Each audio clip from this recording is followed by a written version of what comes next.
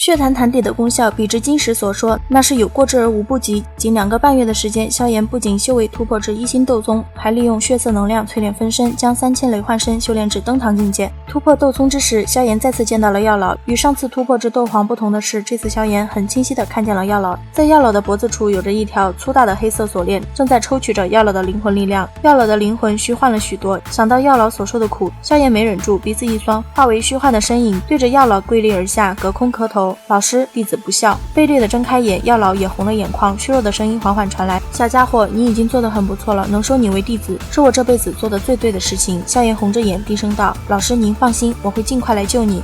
萧炎的话音刚落，一道苍老的声音却是突然响起：或许你没有那种资格。站起身，萧炎目光森然地望着那后方波动的空间，一紫衣老者正诡异地浮现而出。感受到萧炎的灵魂波动，紫衣老者惊讶的道：你是当年的那道灵魂之力？萧炎没有答话，紫衣老者却是笑了：看来你比当年强了不少啊，不过这还远远不够。语毕，紫衣老者就挥了挥手掌。消散之际，萧炎语气森然的道：下次来时，我会将老师这些年所受的苦尽数奉还。意识回笼的萧炎压下心中翻腾的杀意后，更加坚定了去找风尊者的决心。找到金石，萧炎表示现在就可以开始解毒。金石高兴坏了，当下表示只要萧炎帮助他彻底去除火毒，噬金属族将会视萧炎为一辈子的朋友。要知道，噬金属族虽比不上那些远古家族，但在魔兽界中也有着白晓生的名头。在给金石驱毒期间，萧炎从金石那里得知了不少古族的消息，还知道了关于斗帝血脉的事。只要有人达到斗帝，其血脉将会有所改变，与之血脉相关的后人都会受益。身在古界的古族就是一支拥有着斗帝血脉的种族。将金石体内的火毒去除大半后，萧炎炼化了一部分魔毒斑，巩固了一下现在的境界，又交给了金石后期的驱毒之法后，才出发去了风雷阁的总部东阁。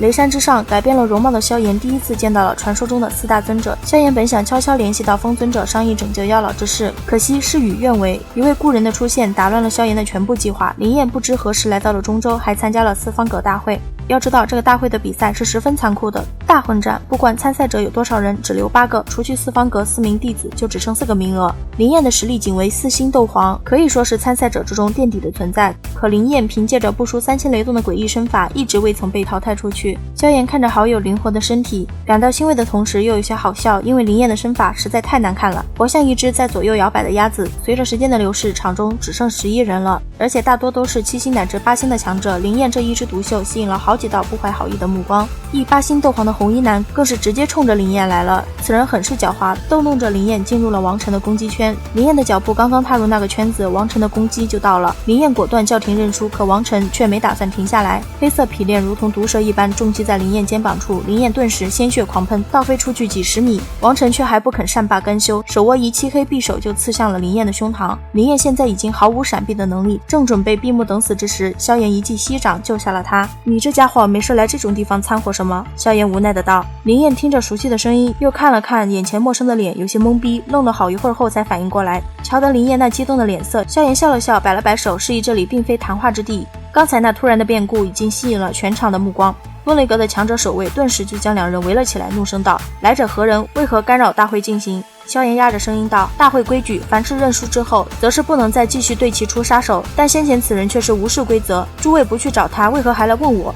听到萧炎此话，那10几位风雷阁的强者也是一愣。王晨可是黄泉阁的人，那黄泉尊者可还就坐在席位上呢，那背景是能用普通人的待遇来衡量的吗？见守卫们被怼得没话说，王晨不屑的道：不过是个靠运气的废物而已，杀就杀了，有什么大不了的？萧炎的嘴巴可是从未吃过亏的，一把拉住炸毛的林燕，立马回怼道：黄泉阁的人看来也就这般素质，你能留到现在，也不过只是靠着黄泉阁的名头而已，没什么值得嚣张的。王晨被气得一时间不知道说什么的时候，黄泉尊者森然的道：黄泉阁如何，还轮不到你这小辈来评论。萧炎是没想到小辈之间的矛盾，他一尊者居然也会插话，立马开口表示是非对错，想必其余3尊心里都清楚。黄泉尊者自然不想听于自己不利的话，立马让雷尊者解决掉此事。雷尊者不想得罪人，就假意问问风尊者与剑尊者此事到底怎么处置的好。黄泉尊者再次插嘴，要往重的处罚，风尊者却是讽刺他竟然让雷尊者为他背锅。黄泉尊者的脸色瞬间变得不好看了，没想到这剑尊者也出声踩了他一脚，黄泉尊者的脸瞬间黑如锅底。可萧炎当众损他们黄泉阁的事不能就这么算了，于是他抢在雷尊者之前开口道：既然你认为王晨只是靠着我黄泉阁的名头才能坚持到最后，那么本尊便给你一个机会，让你与他交手一次，不论结果如何，你都可以带着你的朋友安然离开，如何？别理这老不死的，我们走。林燕拉住萧炎就欲出场，王晨却是出声道：若是不敢应战，那就给家师磕3个响头，此事就此作罢，否则谁也别想走。话都说到这里了，再忍让就不是萧炎的性格了，那就战吧。